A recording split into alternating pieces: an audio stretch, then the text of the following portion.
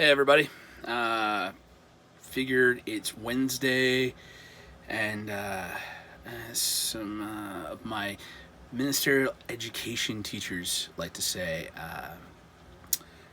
church doesn't have to just happen on Sundays, just like they say that church doesn't have to happen in a church building, as we're all learning through all of this. So, I'm just gonna relight the chalice again for the concerns in the world.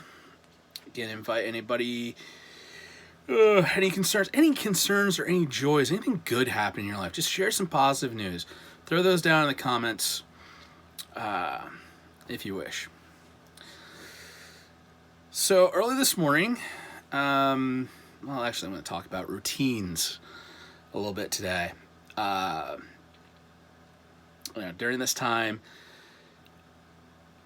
the doldrums of isolation, the boredom can set in. It's very important to keep a routine. I wake up, I have my breakfast, I get online, I check my emails, communicate with my students, stay in constant communication with everybody up until about 1 o'clock in the afternoon. Then I do my exercises. And then I find a special project floating around my room to get done for the rest of the day. Do some journaling as well. So all the things that I'm doing to keep myself, I hate to use the word sane, but it's the only word I can have.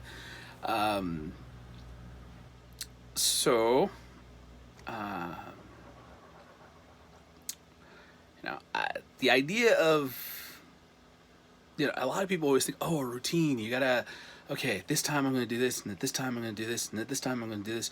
And it's very structured, very rigid. And I just want to say, you don't have to have a routine that's that structured and rigid. What you really just need to do is just have a list. Your daily goals, your daily accomplishments, your plan of action for the day. And just list out the things that you want to get done every day. For me, that's my schoolwork, on the teaching side. I'm not taking any classes right now, but work with my students during a certain time of the day. That's my set block from 8 until 1. And then, the exercises, sometimes the exercises come before 8 o'clock, sometimes they come after 8 o'clock, sometimes they don't even come until I'm ready to go to bed at the end of the day, but they're on my checklist.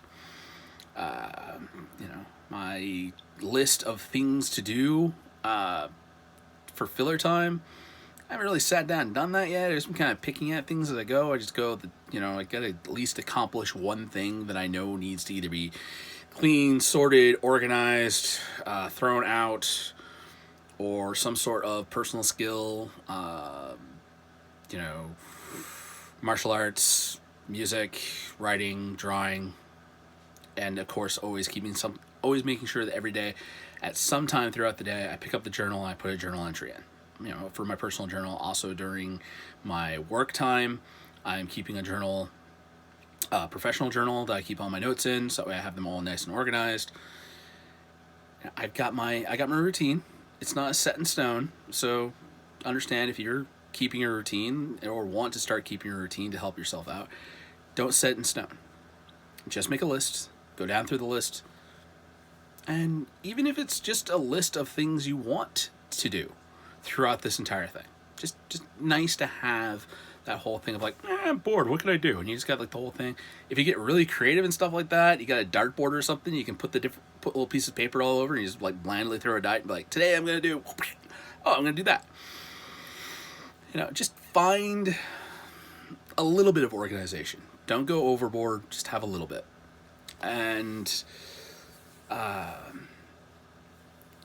because it's that keeping active. And to go back to what I was saying about what I was talking with my students earlier today, I talked to them about the Martian, which is the book about the NASA scientist that gets stranded on Mars. It's sci-fi. It's set in the not too distant future. Matt Damon starred in the movie. It's kind of funny because a lot of people are like, well, why are we reading this? It really doesn't have anything to do with my life. And I'm like, it's a good book and it's a great story and you should read it and you should enjoy it. Nowadays, I'm laughing at the situation because it's like, oh man, I totally feel like I'm stranded on Mars. And figured, Church of the Holy Nerd. We talked about self care, about having a routine and organizing stuff. So we got to have the nerdy content. So I just want to read to you. We're 12 days into. No, we're 12 or 11 days into this whole thing. Like, we haven't had church. Anyways, I'm not going to do the math. I think we're somewhere around like the 12-day mark. The 12-day entry in the book, because it's all broken down into daily log entries for Mark's part of it. The day 11 one was, there was no day 12, but there was a day 11 where he was asking how the Cubs are doing, and there's no sports. So I figured I'd back it up a day to this one. Log entry Soul 10. Well, I've done 3 EVAs and haven't found any hint of the communication dish. I dug out one of the rovers and had a good drive around, but after a day's wandering, I think it's time to give up. The storm probably blew the dish far away and then erased any drag marks or scuff marks that might have led a trail. Probably blurred it out. I spent most of today out at what's left of the communication array. It's a real sorry sight. I may as well yell towards Earth for all the good that will do me. I could throw together a rudimentary dish out of metal I find around the base, but this isn't some walkie-talkie I'm working with here. Communicating from Mars to Earth is a pretty big deal and requires extremely specialized equipment. I won't be able to whip something together with tinfoil and gum. I need to ration my EVAs as well as my food. The CO2 filters are not cleanable. Once they're saturated, they're done. The mission accounted for 4 AVAs per crew member per day. Fortunately, CO2 filters are light and small, so NASA had the luxury of sending more than we needed. All told, I have about 1,500 hours worth of CO2 filters. After that, any EVAs I do will have to be managed with bloodletting the air. 1,500 hours may sound like a lot, but I'm faced with spending at least 4 years here. If I'm going to have any hope of rescue, with a minimum of survival hours per week dedicated to sweeping off the solar rays. Anyway, no needless EVAs.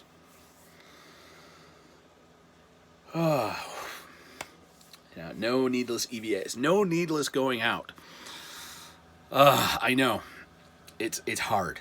I mean, I think I've been outside of the house, like to actually outside of the house, probably about 3 times since Friday. And it's grating on me. It's just getting to me. But, which is why I was like, I'm starting to feel like Mark. I'm starting to feel like I'm the Martian.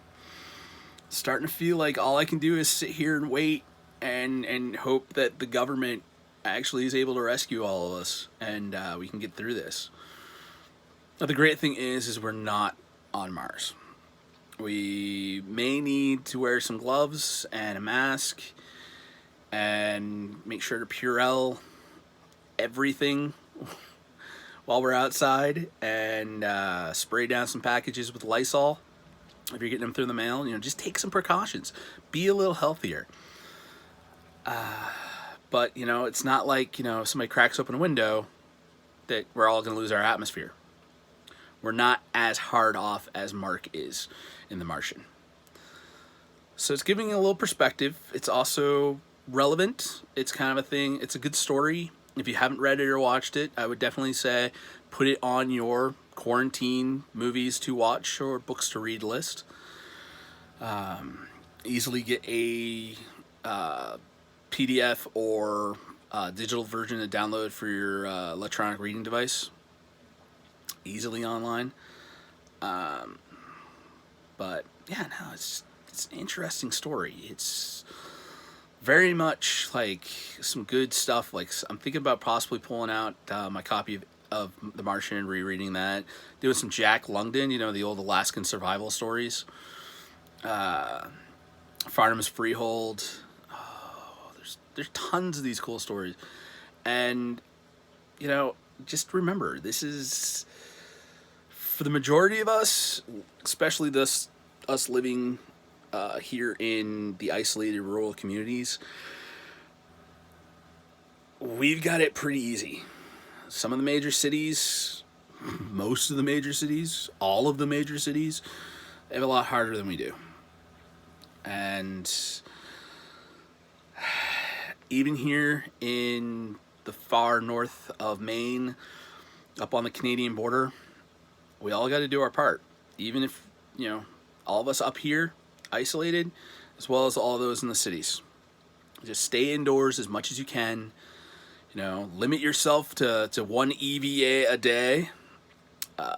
Follow all proper quarantines and airlock procedures while entering and exiting your domicile, and hopefully we will not have the 4-year wait that Mark had to do, which I think actually got shortened down to 2.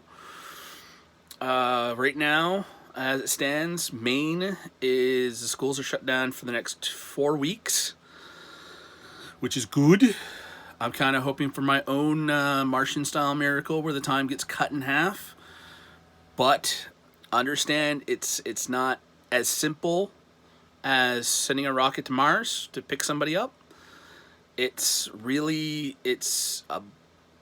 a deep clean. We've got to let everybody who's sick run the course, and we got to make sure that nobody else gets sick or nobody else unnecessarily gets sick. I know the healthcare workers are very high risk, and I just want to give some love out to them. Let them know they're in my thoughts and prayers, especially my sister, who is a nurse out in Arizona. And just keep on keeping on. That's all we can do. And I want to thank you all for listening. Again, don't know if I'm going to keep a routine with this, seeing how it's kind of funny that I'm talking about routines. So until I decide and establish an official routine, I would definitely recommend subscribing. And if you've enjoyed this message and stuck through all the way to the end, please like and share and spread the word, because seeing that people are listening and that people are appreciating is definitely helping to bolster my morale during this difficult time. So all that said, thank you, bless you, may the force be with you, and here's hoping that NASA mission to rescue us all comes through. Peace.